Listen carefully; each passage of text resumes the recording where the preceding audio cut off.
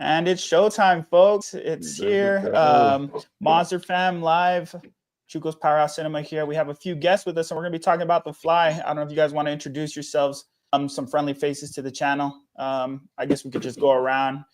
Want to introduce yourselves? All right, I'll go.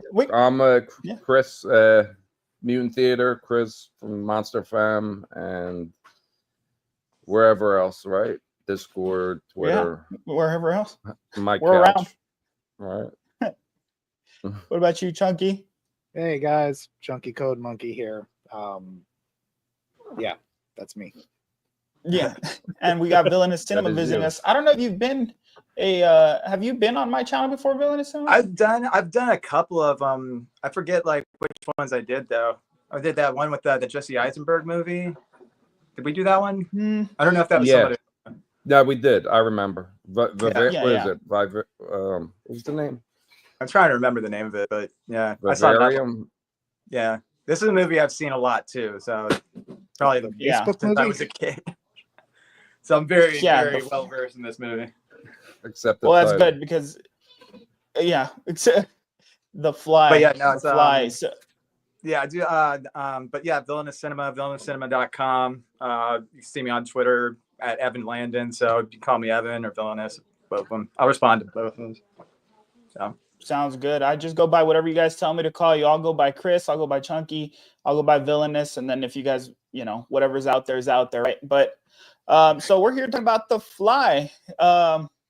It's honestly one of those movies that I kind of like put off for a while. I remember as a kid, my mom, she was the first one to be like, that movie is revolting. Don't watch that movie. I was a kid though. So I just took that review and I was like, okay, that's enough said. Mom says it's bad. It's terrible. So I just avoided it completely, that it was grotesque. It wasn't until years later that my aunt even told me, she's like, yeah, that movie, they traumatized me as a kid with that. She was the youngest of three. And she was like, no, they traumatized me with that movie, blah, blah, blah. It wasn't honestly till last year that I actually checked it out. It was a first time viewing, I think almost exactly a year ago. And I've been wanting to revisit it. And so I just kind of threw that into the server to see if anybody would be interested in it. So it's a pretty good, grotesque kind of 90 minutes of unraveling of character development or descent, however you want to look at it. What's your experience with it? So my experience starts as a kid, 7 or 8 years old, and I was not into horror movies as a kid. My sisters loved them though. They would always play them, and I'd come in and be like, "What are y'all watching?" And normally at that moment, like Freddy busts out or something like that, and I just could run away screaming. That's how I was as a kid. But I remember that specific scene in The Fly when he's pulling his fingernails out as a kid. Yeah. And that was one of those that just, made you clamp up. But, and it's funny because now as an adult, as an old person, body horror is like my favorite subgenre of horror. That's one of my favorite ones to watch. And a lot of it comes from the production and effects and everything else like that. But it's funny that as a kid I was terrified of that stuff, but now I've kind of gone into like, oh, I really like to see that kind of stuff. That's the kind of stuff that I'm drawn to for one weird reason or another. What about you, Chris? What's your experience with The Fly? I'm like you. I didn't get into it until a little later, and it's for a weird reason. I mean, like the weirdest things will make me not watch a movie as a kid. And this had nothing to do with the gore or anything else. It was Jeff Goldblum. For some reason, I just didn't like Jeff Goldblum as a kid. Like, I didn't want to watch any movie. Like, he just annoyed the shit out of me. Like, I don't know what. So, like, I just avoided the movie just because of him. And then it wasn't years later that I started really getting into, different kind of movies, and especially Cronenberg, that I was like, holy shit. I'm like, this is a great movie, and I love it. I love it now. And I don't mind Jeff Goldblum now either. So a lot of things change as you get older. That's right. You age, you learn more to accept development. finer things in life. Right. Yeah, When your I was taste when I was an adult, I shift. put away childish things. Right. He's an acquired taste, Goldblum. Yeah. What about you, Villainous? What's your experience with it? You said you're pretty well versed in Yeah, it. it's, whenever, like, it's basically the same thing as you guys. I was when I was growing up, my mom was like, "That's the most disgusting movie I've ever seen in my entire life, and you should never watch that ever." And my dad was like a big giant pussy, like, and he just would not watch anything that was horror or action or anything like that. And just nothing. He just wanted to watch like Three Stooges and cartoons and stuff. And Tom so and my Jerry. brother ended up being a fucking pussy too. So I ended up going to Full Sail for audio recording, whatever, and that was when like everything changed, like for me, because I'd been kind of sheltered. Just seeing like probably the scariest shit that I saw was like Evil Dead, and then like from there it was just like now just splatter gore and like the most like body horror movies of all time. So I really get into Cronenberg, Street Trash. I mean, I'm giving all these movies like 5 stars, and Right. I'll see like something that I'll see something like that Prey movie or whatever. I'm just like, it's all right. But now if we go play the stuff, give that thing fucking 6 stars. Call those the hazy Six specials. stars in the Tokyo Dome. Absolutely. Yeah, it No, changes. it's interesting. It Go ahead, changes. sorry. Same thing. Like Chunky said, the body horror. Like you're older, you're more into certain mainstream Freddy, Jason, certain things like that. There's certain things you just won't give a chance. But then as you get older, you start trying new things out, and this is pretty good. Yeah, I was No, saying. yeah, Like the definitely. And substance. I think you can see my shirt, right? Yeah. Predator. Predator. Yeah, absolutely. Oh, is it Predator? Predator. It's Predator. That's great. Yeah, Freddy that goes hat back on to with gloves. Yuja, whatever that one that's coming out tonight. That's weird. Yeah. It's No, the it's universe. it's strange because even the when it comes to like body horror, I didn't really start getting into that little subgenre, like I said, until I think The Fly, because I saw The Fly, and then I know we did a MonsterFam live on Heathen's channel once, and I forget, was it The Society that we saw? Is that the name of the movie? Where that Yeah. was another movie that was just a lot of body horror elements to it, and that subgenre in itself is just it's kind of interesting how they try to get you squeamish. And something that I've always applauded is whenever it's the practical effects, because it really stands out on camera to me. I think it's something you don't see as often anymore. We see it a little bit in The Substance too, where a lot of that was done where it's practical effects, and it just really like stands out on the camera to me. What do you guys think about practical effects in like modern cinema? Do you think it's still there, or it's not as prevalent anymore, or what are your thoughts on that, specifically in horror, I guess? I think the bigger the budget, the less practical effects you end up having, because you're like, we have the budget, we have the luxury of just getting it done through CGI. Unless you end up getting a director who can be a purist, who is a purist to that kind of style. And I think that it's because like I said, the bigger the expectation of the movie, the bigger the budget, you tend to not care so much about doing things in the practical way. You just be like, oh, let's just throw it at the animators, stuff like that. Yeah, and I think it's a lot about the love of the game too, right? Like if somebody really grew up in that, like the Tom Savini kind of stuff, you see that with Damien Leone, where he just has a love for it. And even with the bigger budget, like in Terrifier 3, he's still out there trying to do things practically. So I think you have a point there where it's just love of the game too. Yeah, you get a little bit of money, but I just think it shows up better on camera as well. I just think personally, someone who's seen a few of these movies now, it's just like it just shows up better. It makes you a little bit more squeamish because you just look in The Fly, you're watching him tear out his fingernails, and you can only imagine what that feels like. And then from just from fishing a screen, it's there. So it's pretty interesting to watch. Right. That won't work with CGI, or it's not the same thing. No, like I can't picture that. What we've kind of, and this is like, I don't know if it's just true for like all movies, but a lot of horror movies and sci-fi movies and stuff like that too. It's like we've moved so far away from practical effects into like the whole CGI thing, and I think everybody just heavily relies on CGI way too much. And to go back to being like, in a perfect world, you'd be able to marry the two of them. When you need the practical effects, they work well with the CGI, and if it's seamless, then that's the best way to do it. Right. But you hardly see anything like that anymore.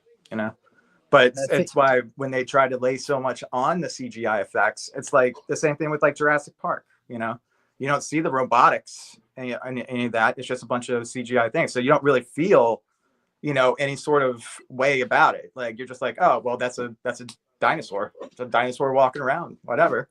It's not like, you don't feel like that's a real dinosaur, like that. You don't feel the alertness, Right. because your brain doesn't think. The brain just thinks that that's like a cartoon. So, Right. But yeah, if we could get back to that, like the way Leone's doing it, yeah, definitely. Yeah, But, well, he's making even- money, so that's a good sign. When things make money, and then people tend to go, it starts trending, and people try to follow, the pattern. Yeah. So maybe we'll get more of it.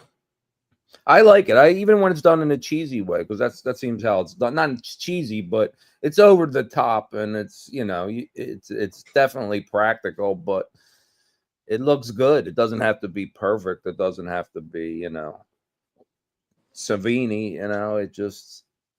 It's just way better to me. And maybe it's because of my age, and it's something that it's something I prefer, but it just looks better to me. It looks more realistic, more texture, it's a little bit more immersive, I think, is what it comes down to, because you even see it like in amusement parks. At least me personally, I like remembering back in the Universal days where they had the animatronics, the big old King Kong, the big robots, the big T-Rexes, stuff like that, where you'd get on it and they were Right. exactly. Propose to your up in your girlfriend when face. Jaws pops out of the water. Right. Yeah, exactly. Jaws popping out of the water, things like that. And a lot of that's going away. And in exchange for these 3D glasses you wear while you're riding through. And sure, you see a lot of cool stuff with this computer and stuff like that. But there was something special about, the animatronic popping up out of the water, Right. or King Kong, big old roar, and you see this big old animatronic monster in front of you. There was something magical about that, about like that movie. And I think it also pops up, like I said, in cinema. Right. That's a good way to look at it too, as far as like a comparison to rides, because I prefer like that old Jaws or the King Kong, where you felt like you were in the subway and like you said, you're there, rather than look at a screen where maybe as things are getting clearer and technology's getting better, like it'll trick your brain to react almost the same way, but it's not the same. You're not like you said, you're not as immersed into it, but it just seems that's the way it's going. Well, that's one of the things too, is that like just even saying that about like the dinosaurs in Jurassic Park, that part where he's just listening to the Triceratops breathe, that's the animatronics of that, like you feel like that's really going on. And then you just see like there's like a fucking T-Rex going down Main Street and whatever.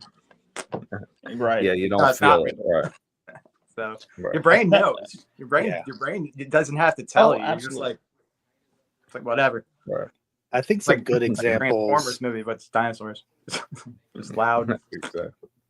I think some good examples of modern movies that are doing good work with CGI, well, not CGI, with practical effects, and they actually made a good amount of money in the box office. You think about The Monkey that showed recently. I think a lot of that was done practically. I think they had a little bit of CGI in there, but a lot of that stuff was done practically, I believe. And even going back to Alien Romulus that just played recently, like the alien was practical in that. It was a guy in a suit on stilts. Right. And they of course they do a little bit of CGI to enhance things, and I'm fine with it. Compositing is a lot better than just full CGI. Compositing means we can kind of use a little bit to enhance what we see inside up in front of us. And so I think those are two really good examples of recent films that have done practical effects very well.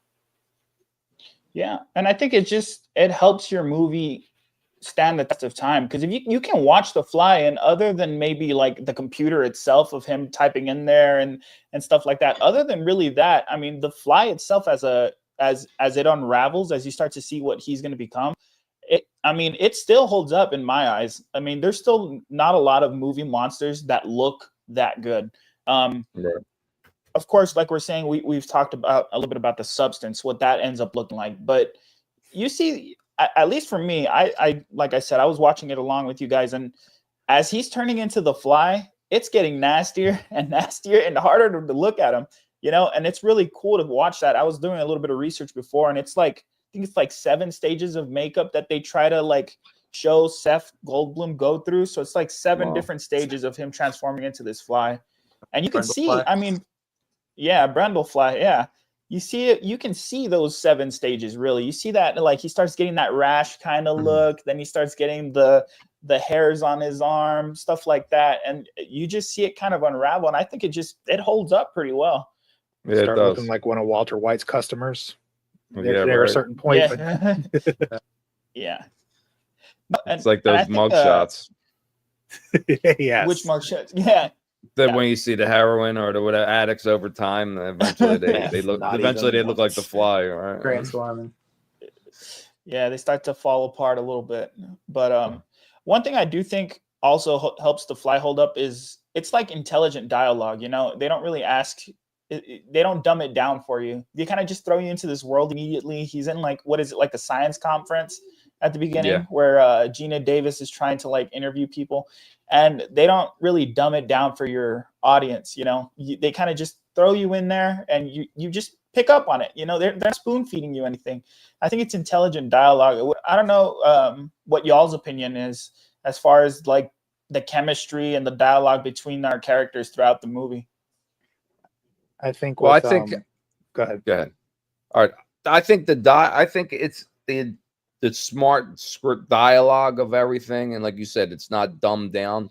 Makes the gore work. You respect that better, because you respect it more as a film from the dialogue and how it's everything is well done with it. So then this way, when they go full nasty gore, it's not just some cheesy movie. Of course you have your mothers who say stay away from this movie, but Right. but it's a well done movie, that you should stay away from. Not wrong. Right. But it does. I think that part works better. It's if it was just some stuff thrown together just so you could have this ending where he goes completely disgusting, then maybe it doesn't hold up. But the fact that everything else is done well, helps it hold up. Yeah, For a and that's different audience too. Well, that's one of the things that I think, like, and this is coming from like a kind of like a writer's perspective, but whenever you have, like you said, like that you don't dumb down everything for the audience, and usually you do that through exposition. And some movies are just like there's too much exposition, and it's like like for example, what was it, like that Batman versus Superman movie? It's like he throws him through a wall. He's like, yeah, I just threw that guy through a wall. It's like, yeah, no shit, fucking just Right. like, You didn't have to say it, right? Right. It's like, yeah, Yeah. oh well, we saw it, dude. You don't have to tell Right. us. It's like, I don't know. So whenever you bog it down with exposition, it kind of makes the audience think that you don't really respect them, their intelligence, and then just the movie just becomes kind of blasé after that. Right. Yeah, I think for as far as storytelling goes, I think this movie is compressed, and that's a good thing. They could have expanded on the relationship and added another 15, 20 minutes to the film, but it wasn't. I don't think that, like you said, I don't think it was necessary. I think it starts off pretty fast. It sets your characters, and then you generate a little bit of who's going to be the antagonist and things like that, and then it kind of goes off the races, and then it starts to morph like halfway through. Exactly. When you start up, it's Gina Davis with her a-hole ex, and then it kind of starts to shift, and then there's that point where there's a switch, and Brundle is now the bad guy. It's like he's turning into this monster, and then he becomes a monster in literal and figurative tenses too. Because he's literally killing them, but he's also like destroying the relationship he had with Gina Davis and everything else like that. It's a great progression, and you know, as Lizzie was saying so much during the chat of the Fumi, shout out to Lizzie. You know, it was sad in a lot of ways when you really break down the relationship part. It's like it's a tragedy. It's you could almost dare say it's equal parts tragedy and horror, just because of everything. Oh, that goes absolutely. on in the film. No, and you're right, and I think, yeah, sure. I think for the deep horror fan, there are some comedic parts in there for sure. But even then, I think even. Oh yeah. No, but even speaking to that, speaking to the writing, it's not like Earth Girls Are Easy, which is Gina Davis and Jeff Goldblum and that too. I think they were dating for all that time. No, but even they then, were having a good time. Like, yeah. Well, they were married at the time, right? They were already married during The Fly. I think they were together though. It's like they did that movie, and then they did Earth Girls Are Easy like the next year after that. And then what a transition. Yeah. There was like they tried to get Pierce Brosnan to do it. They wanted. I was going to touch on that a little bit. Yeah, and then they tried to give it to Lithgow. Lithgow, Malkovich, in there or something. Yep. Not Lithgow. I know Malkovich and Lithgow. No, yeah, Malkovich and Lithgow turned it down because it was too grotesque. They said, and I think Goldblum got it because he was willing to work with the prosthetics. Yeah, like he was willing to like wear all the makeup and stuff like that. So that's what I got from my minutes of research. But that's all right. That's trying to imagine Fantastic Four. That's very good. No, but I think it's way different. But just circling back to the writing, I think that also separates, your typical kind of body horror movie, and making it a kind of historic piece of cinema, because you have like all these horror movies that have just kind of just become B-list or even C-list tier movies, right? But what separates The Fly from those kinds of movies is that you're watching the slow progression of, like Chunky was mentioning, that switch where you think you have your characters established. You see Seth Brundle as your protagonist. You see Gina Davis as one of your protagonists. You see this, what's her ex-boyfriend's name? He's just a complete... I know. Yeah. Stathis? Yeah. Stathis. His name is Lunch. Great. His name is Lunch. Foot. Great bad guy, great antagonist. And then you just see it switch from like 1 second to the next. It's just like, okay, now Seth Brundle's our back. And it's that kind of writing, that kind of progression that I think really helps The Fly kind of stand out as a horror classic rather than it just falling down into like a B or C tier kind of just horror movie of the 80s. I think Cronenberg is great at that. He's great at meshing a really good story with just some outlandish cinematography, and just what you see on the screen matching what how the story is being read. He's done great work. I mean, like I said, when you hear the name Cronenberg, you know what you're in for when you watch those films. And also his son's coming up with come through with it too. What was that Possessor movie? That was really good. I like that movie a lot. Yeah. So it's like, but that's for it too. Like when it comes to like really good writing, for some reason, like whenever I think of like a Cronenberg movie, for some reason, I'm always like immediately my brain goes to kind of like liken it to like a Clive Barker movie. It's like, because that's like he started off as a writer, and then he wanted to make everything like practical effects, and just kind of like go into the deep recesses of the mind, and all the things that you think are like all crazy and horror, and like Nightbreed, and that's like his it's like his fantasy tale, and it's like just amazing just the way that it's written and just the imagination that goes behind it. The story carries itself, but like we were saying too is like you're not, when it comes to like the kind of like gross out horror, whatever, body horror, like practical effects, whatever, you don't want to like rely on that too much. Like you don't want to sacrifice the story just to have that one scene, and you want to get to that scene. You want to build to there. So that means a lot more. And so whatever is happening there, it's like you feel like you're in that movie with them, If you know that you're watching a movie, then you're like, what's the point in doing this? You want to be engrossed in it. You don't want to be, sitting there being like, oh yeah, this is a movie. It's like you want to know that like I'm identifying with these characters. I'm right there with them. Like the problems that they're having are the same problems I'm having, and I'm like, I don't even know. I'm not even thinking about sitting in the seat. You know, I'm just like right there. So that's what the beauty of filmmaking is when you got good filmmakers. So that's what I think. And I think a lot of that boils down to character work. Like I said, if you got to connect with that character in one way or another, and I think that helps just kind of draw you in right there because at that point, once you decide you like them that much, you have an investment in what their outcome is, what they're going through. It's like I want to see if they succeed, I want to see if they fail, things like that. So, and I think that's what The Fly has. The Fly has exceptional character work. It's probably really 3 people in the movie. Yeah, exactly. I mean, and Cronenberg played the gynecologist too. Yeah. So he got some on That's camera. why I was like Cronenberg. Yeah. But yeah, 3 characters. Yeah, and even then, with 3 characters, that's all you needed, though. That's what good writing and star power gets you. Somebody that can really just deliver what you wrote, and do it well. You have those 3 characters, or maybe 4, I guess, if you're going to count the people at the bar or whatever. But you just have, what you need. You don't overstuff your movie. It's 90 minutes, like we were talking about, but it's paced well. It's not. There's no parts that are dragging. That's something that I find in The Fly is that there's never downtime. Everything is important whenever it comes to watching this development go on. And I guess speaking on the development, where do you guys think Seth turns into our antagonist? In you guys' point of view, when does that switch happen? I guess we can start with you, Chris. Where do you think that switch happens during our runtime? I guess somewhere about midway, right?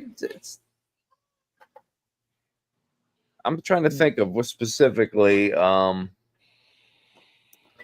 if there's a specific point, but it's so like it's like a slow, it's like you don't realize it's happening until you're there. You know what I mean? And it's very smooth. And even then, it's tough. I understand where you're saying I think it's a little bit tough to identify it myself, just because you're right. It's so smooth of a kind of transition.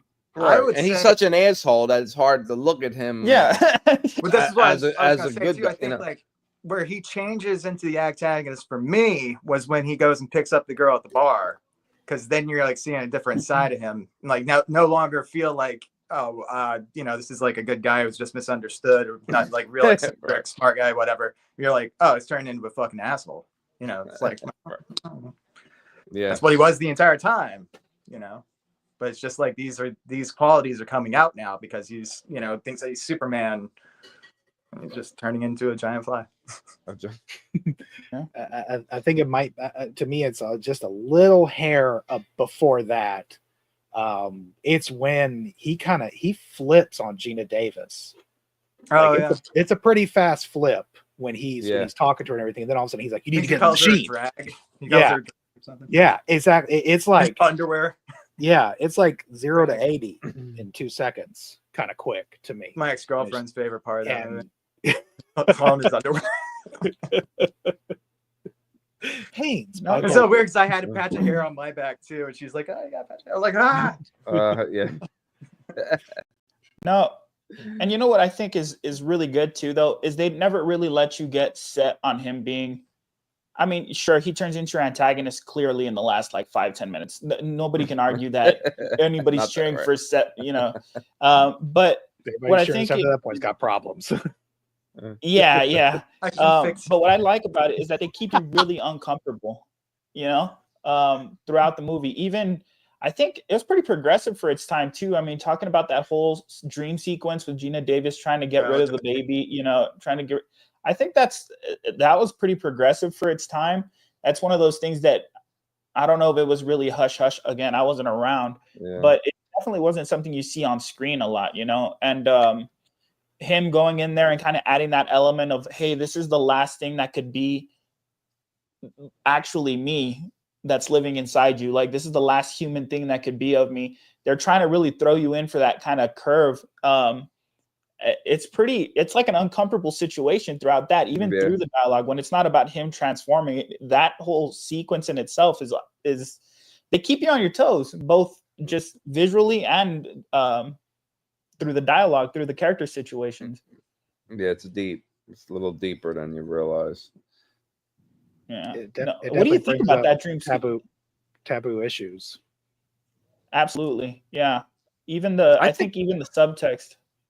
I think in the 80s they actually even used, I don't know if it wasn't in the trailer, but I remember the marketing for that movie, like they even, I think, used the scene of the delivery room or something. Like there was, like, it was like no big deal. Like now it would be like, you know, that would have to be in like the director's or the unrated version or something. But I think in this one the dream sequence works. I think that if you overuse it, I think it gets, that's like a tripe that gets overused a lot, but especially when like trailers, like you were saying, where it's like, oh, it's like, that is that something that happens in the movie? It's like, no, it's a dream sequence. Oh, it's a throwaway scene. Right. Like that I don't know why I remember. I don't know why I remember that. In there. Like, oh, it's just a dream sequence. It's like, oh, well, that seemed real. That was very real. Yeah. So you know, whenever you get to those dream sequences, it's just like, oh, it's just a throwaway scene, and we just made that for the trailer. It's like, oh, it's lame. Was it in the trailer though? I don't know why I remember. I don't think it was. No, I don't. I don't know. I don't know why I remember seeing that. I'm gonna have to look at. Maybe it was a TV spot or something after it was released. Might have been. I haven't seen a trailer. No, but you bring up a good point though, because even use of dream sequences, like, you're right, a lot of times it's just kind of a throwaway scene, and in this situation, it's playing into the character development, right? Like, it's her being uneasy about what she has inside of her at that point. Like, yeah, she's pregnant, but what's going on? What is this going to turn into? It really plays into the horror of the movie. It's, even if you throw away that scene, if you take it away, you understand why she's scared, or what extra element there is in having Seth's kid. You know, I think that's something that's pretty interesting to kind of just think about, throw in there as a dream. Yeah, because the rest of the movie, you understand now. I mean, more than becoming a mother, right? More than just becoming a mother, why she's terrified of this baby because of what Seth is turning into. And I think that's done, like I said, there's no wasted scenes in this movie. It's pretty well done. Yeah.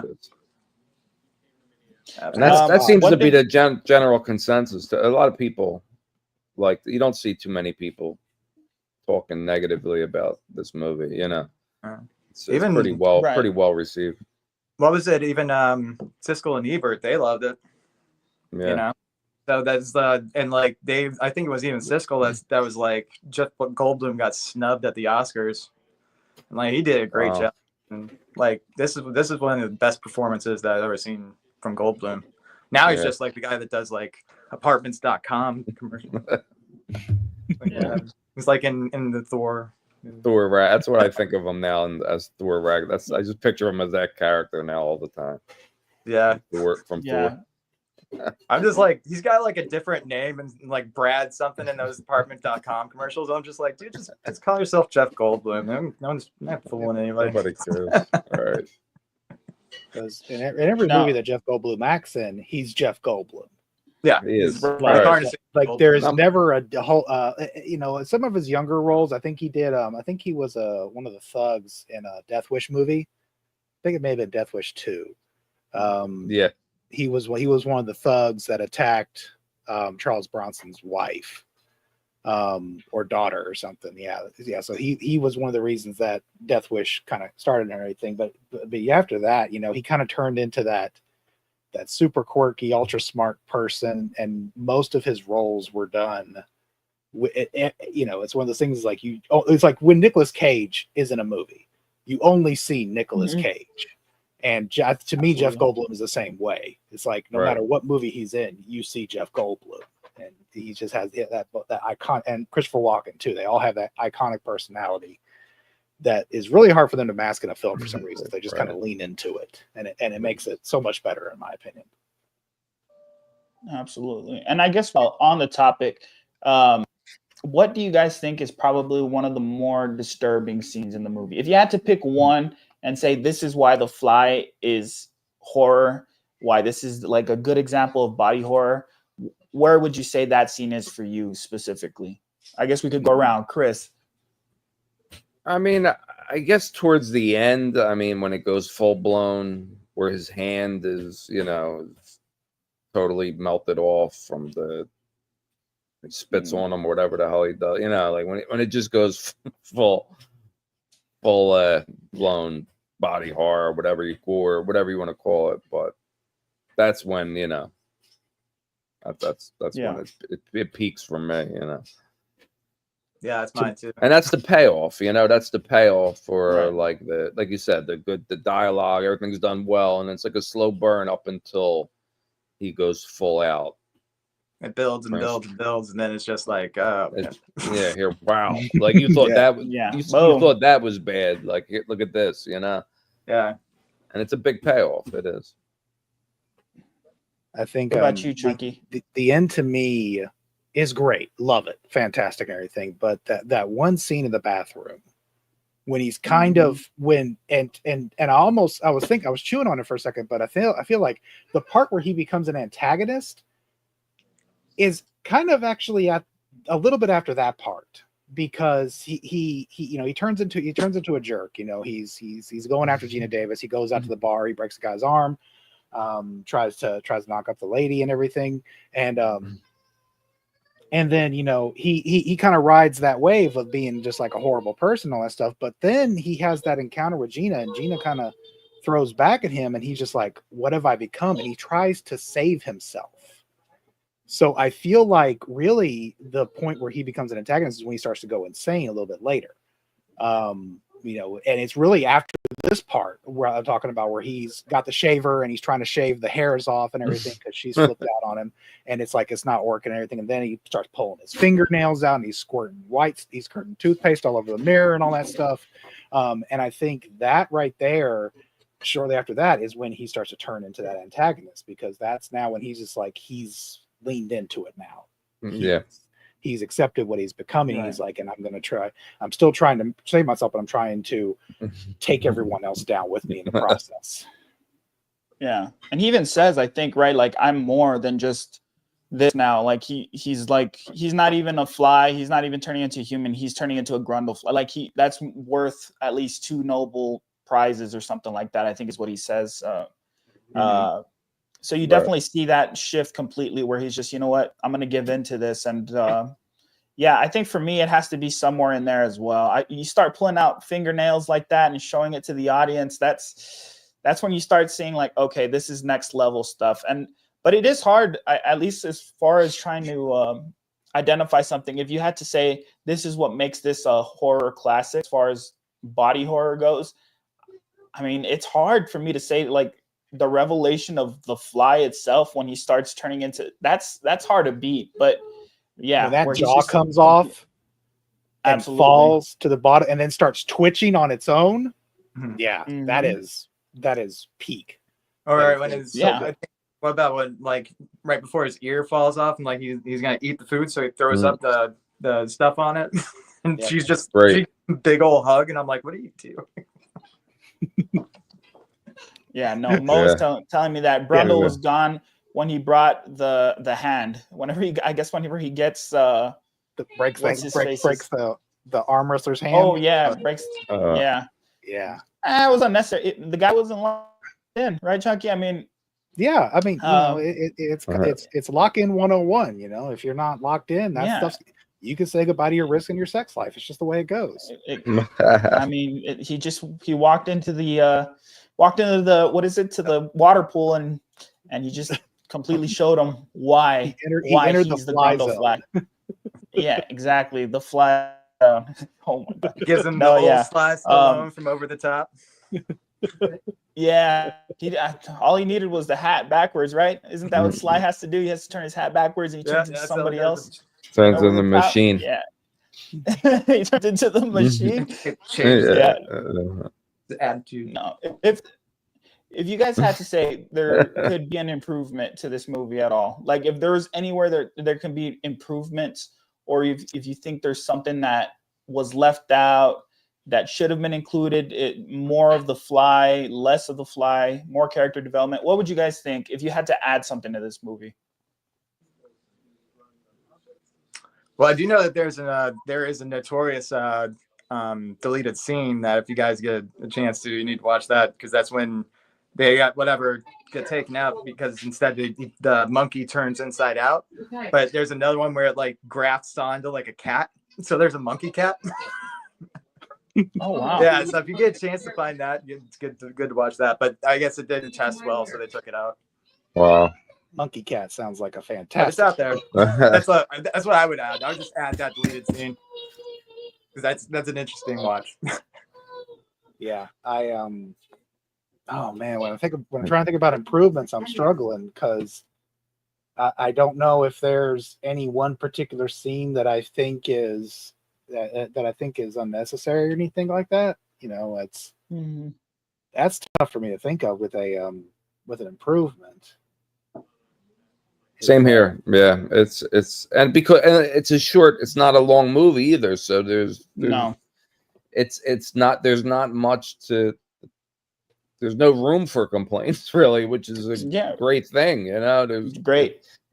But the only thing I'm trying to weigh on is more or less Gina Davis. I'm not too sure about that. Oh, here we go. Yeah, why Just don't you go ahead and share with the audience what your thoughts are on Gina Davis? Yeah. I don't wanna. So Okay, now's all the right. time. All right. Now's the time. All right. My fellow Americans. I just want to say that it didn't intend it to sound as harsh as it did. Okay. I did not say that Gina Davis was not pretty. But yeah, for those of you who don't know, in the Discord, I made a comment that Gina Davis' face just looks Gina a little Davis off. fan backlash. Yeah, like some How dare you? with certain lighting, and we all look like this. It's inevitable, but it's with certain lighting, she just looked a little lumpy. So yeah, I'm getting canceled. I'm getting canceled. I'll have my black apology picture with white text up in 5 minutes. No, I mean, you know, because she's going through it's not stressful at all to, be, in front of this guy that's turning into a humanoid fly, Chunky. I mean, whatever. I mean, it's not that hard. We can all just handle that with grace.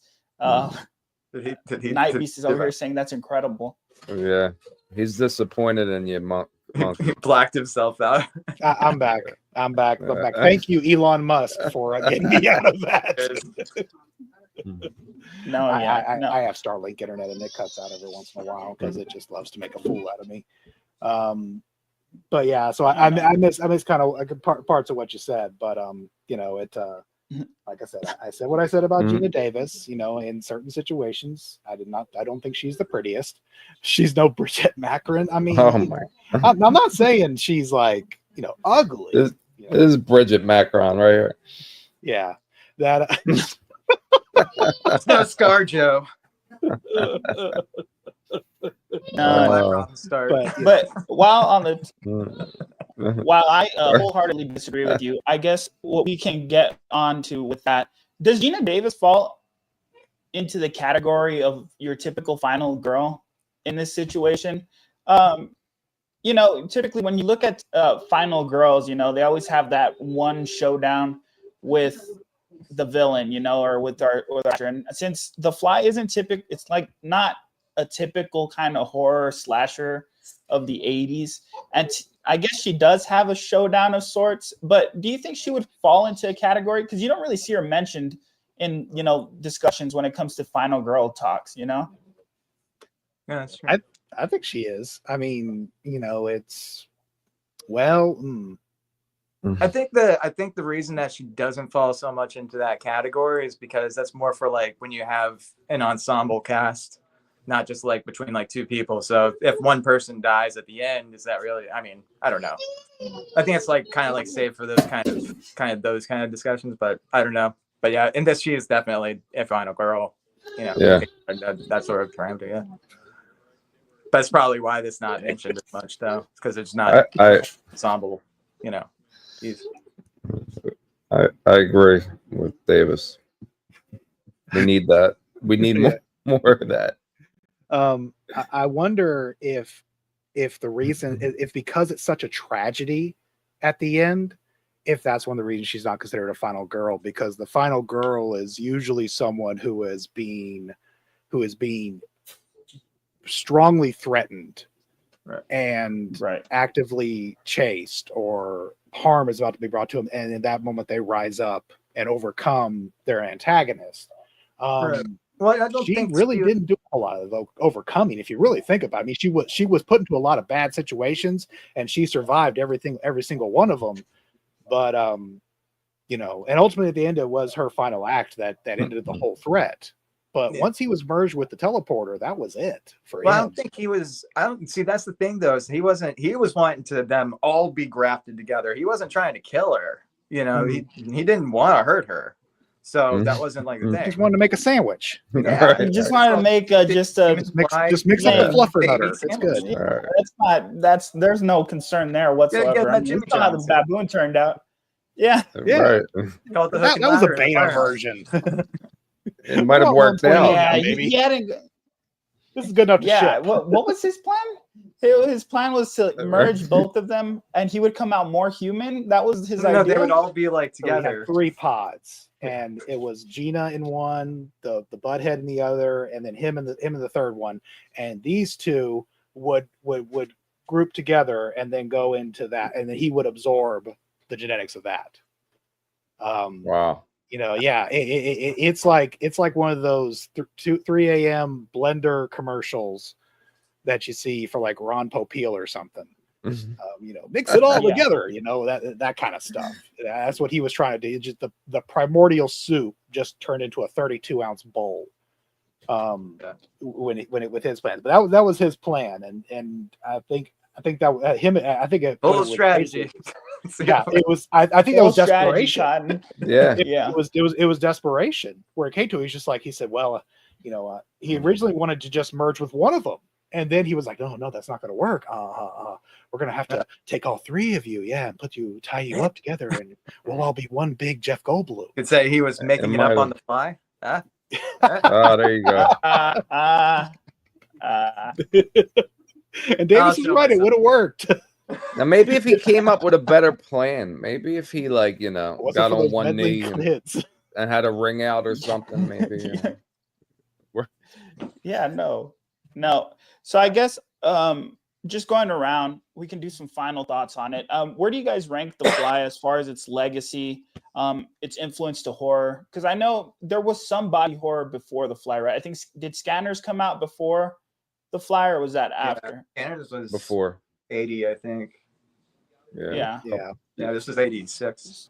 And the Thing came out before this too, right? Wasn't the Thing like 84? It was 81. Yeah.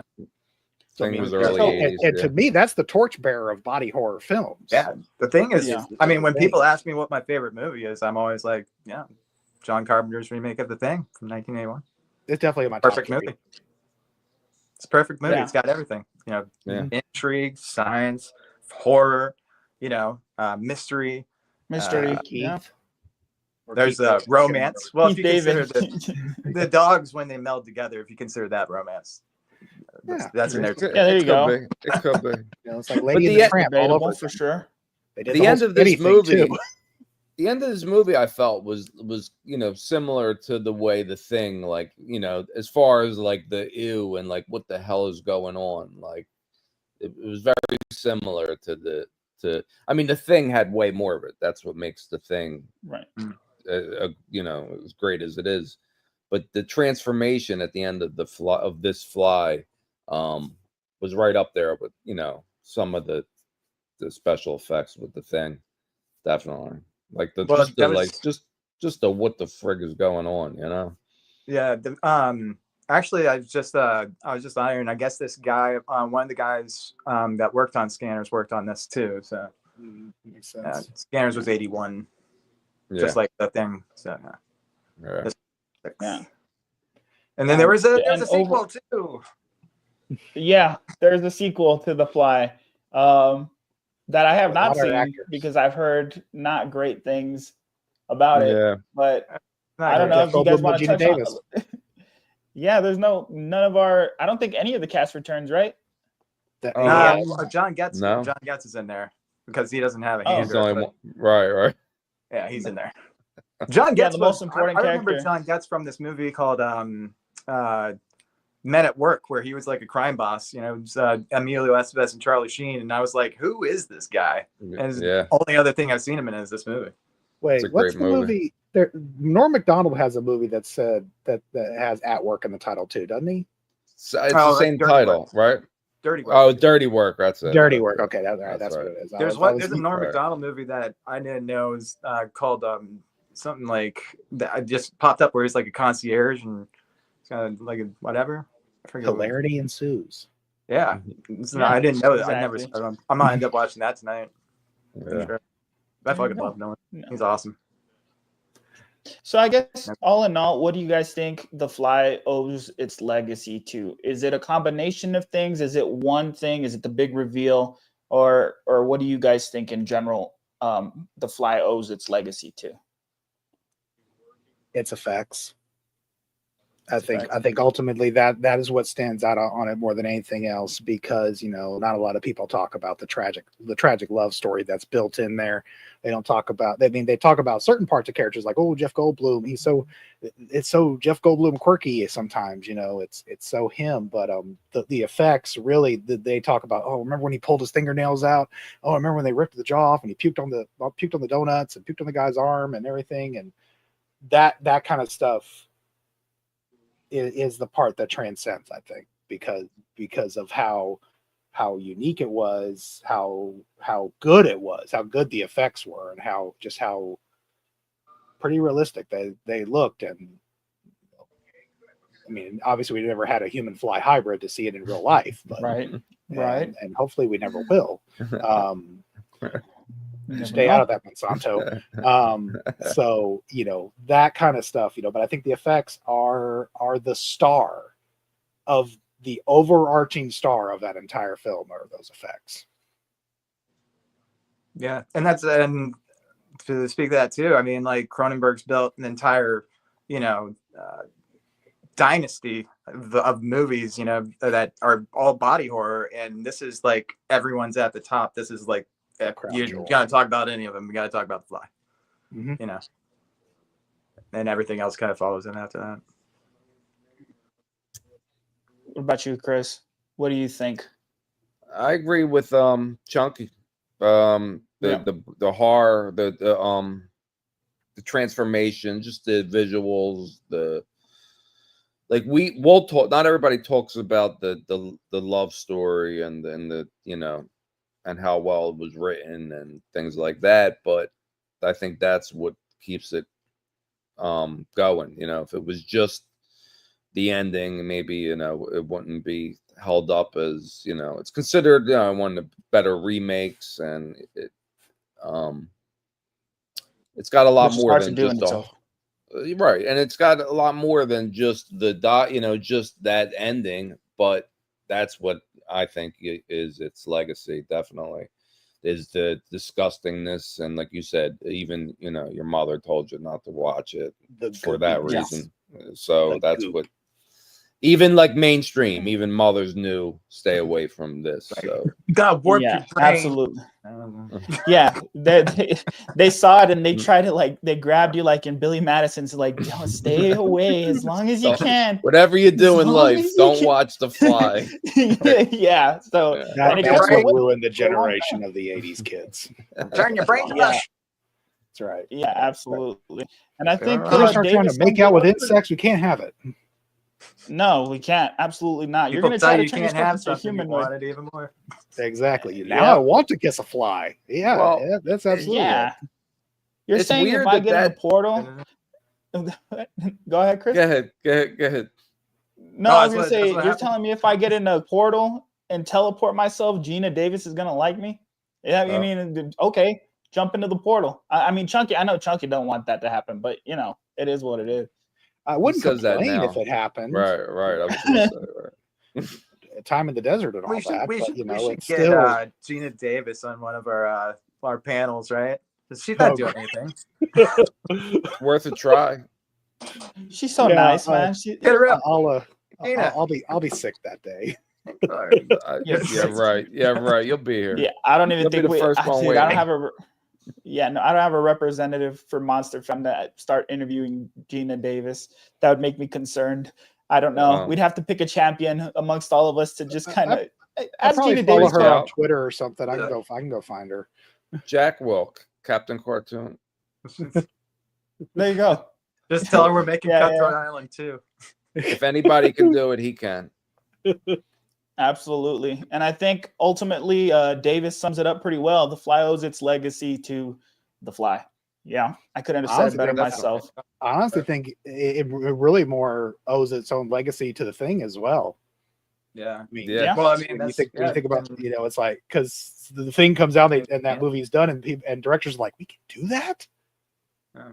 Well, they Okay, also- and it's they like, oh, wanted- people like this kind of Mel, stuff. this is produced by Mel Brooks, so I don't know if like you guys know that either, but he didn't put his name on it because people would think it's like supposed to be funny, but yeah, so Wow. but he did that, and then but yeah, it's also based off of a short story, and there's a movie Right. and it's Right. based off a movie before that, and we don't talk about those because those weren't gross. No. Yeah, I have it. Look, They I want weren't. to show you. But they They were were- gross they- 50s no. gross. They weren't Academy Award winning films. Oh This is a wow! gr- Look at that. Yeah, it's a great Oh, box set. Oh wow, It has, That's an it excellent has box all of set. them. Yeah, Oh, wow, I love it that might back cover. still be on like Amazon. It was only like $40, but Awesome. it has Physical media. it has 5 of them, 5 Blu-rays. The Fly, Fly 2, The Curse Fly of in the Fly, Space. which I didn't even realize. I guess that's the Curse of third. Yeah, it's the third one in like 50 something or whatever, 60, and then the Uh-huh. 2 new ones. No, and I think they announced again. This was minutes of research, so don't quote me. But I tried they not to announced do that. they're. No, you're fine. Just the But, hot dogs. It's the A movie occasion, in the Fly you know, universe. came up in I had it right. The Flyniverse. Yeah, in the Flyniverse, there's a new movie come out. I think they announced it in November of last Yeah, year. it said something. Oh, about really? Yeah. Wow. It's Yeah. not. It's not by Cronenberg though. Somebody else. That's He's all right. probably producing it though. The If it's not Beetle. done by Damien Leone, I don't want to see it then, because I Yeah, don't know of anybody else who could do good body horror right now. Yeah. You know, I wouldn't Yeah. mind seeing Zach Kreger do some stuff like that too. I mean, Mhm. I'm really excited for Weapons. I think Weapons How is going to be a good twisted film. he would make that. Damian Leone would make that. Oh yeah, Great. Oh, yeah. Dude, You never know. Interested. I think he's. Mhm. Yeah, he's definitely a director to watch right now. I'm excited. I mean, I love the Terrifier He would have the monkey cat. franchise, but just watching what he I get wants it. to do with horror going forward, I think it's exciting. Think so. Definitely. But Ooh, if he did The Fly, that would actually that would be solid. yeah, I do kind of hate the whole, like kind of. I don't mean like the Flyverse, but it's like, are we making another sequel, or it's like a remake, or yeah. that kind of like annoys me sometimes. But if it's a good story, then I'm in for it. Right. Yeah, it's these legacy sequels. They've just been kind of like churning them out. I think honestly, Halloween 2018 was probably one of the better ones, and then you saw how that kind of like turned out. It wasn't. I'm not in the pool of people that absolutely loathe Halloween Ends, but I know it was really, really divisive. It is. I didn't. I can't say I hate it because I'm a big Halloween fan, but it's hard for me to defend it too. But speaking to legacy sequels, I mean you just saw I Know What You Did Last Summer just had another one. I had no interest in even watching. Jurassic World Rebirth, again, another one where it's like, really, we're gonna reboot the reboot. Come on, let's pump something out. So seeing someone like Damien Leone take on something like that's offering kind of like a fresh look at these things. It's not exactly just a cut on carbon copy of the original. I know I'm going to see something that's kind of out of this world. Right. Yeah, And it'll Hollywood's probably involve a in- chainsaw too. Probably Yeah. a chainsaw or an axe. Davis, calm down. Yeah, Davis. he's out here. Yeah, Davis is out here going crazy in the chat. But I mean, hot takes. There's a heat advisory. yeah, exactly. But with that, guys, I mean, I think we've said all we need to say about The Fly. You guys have any last thoughts on it or anything like that? No. I loved it. I don't mind Jeff Goldblum anymore. So I could get past him. Yeah. It took me till I was about 35 to watch a movie with him in it for some reason, but it's all good now. But if real quick, tomorrow, the Todd Yeager Experience, speaking of showing my DVDs on Mutant Theater's YouTube channel with Todd Yeager and Captain Cartoon. Tomorrow at 2 p.m. Eastern, we'll be live. Sounds good. Yeah, absolutely. So, and plug away. We're excited to see that. No. It's welcome. I'm sorry. No apologies. That's what I was literally gonna go into. If there's anything you guys want to plug going forward, so you got that going on tomorrow. Chunky, do you got anything that's coming up? Final thoughts on The Fly. Fantastic film. Will be one of those that is memorable, I think, forever, for so many different reasons. And I think it's peak Jeff Goldblum, so I think those are awesome things. I stream on Twitch Tuesdays and Thursdays at 8 p.m. Eastern. We play retro games, doing a series right now on arcade games, playing some fun with that, and we're getting ready for Chunko-ween that's going to happen the entire month of October as we descend into the fall. So looking forward to that. And that's a good time. Cool. That's a good time. I've been able to check it out a couple times. I have a good time with it. So definitely check that out. And what about you, Villainous? Got anything to promote or final thoughts? VillainousCinema.com. If you're on Twitter at Evan Landon, if you're on Facebook, Villainous Cinema, there's a like page on there too. I don't really go on there a lot, but yeah, this is the easiest way to get a hold of me. I just finished my review of Sinners. I put that out last night, and I'm currently working on Velocipaster. Why not? Right on. I mean, why not? Because we all need to talk about that movie. Right. Absolutely. No, that was actually on the short list. No, that was on the short list of MonsterFam Live for this month. It was The Fly and it was Velocipaster. You know, it was one of the two of the. So I went with The Fly, but who's to say? We might go with Velocipaster next time around. It's possible. A lot to say about it. Well, we know who will be ready for it. So that's coming up. Absolutely, Villainous. Yeah. But with that, guys, I appreciate y'all being here today. Thanks for taking time and visiting the channel. You guys are always welcome here. And I'll be seeing you guys sooner rather than later, hopefully. And I know MonsterFam has been a little bit been a little hectic every once in a while, but we've got it set now. We've got it organized. That's all right. Yeah. So we're good. We're rolling. So we'll have an announcement about hosting it again pretty soon. So be tuning in for that. But with that, guys, thanks for coming to the stream. Thanks for coming, guys. See you later, everybody.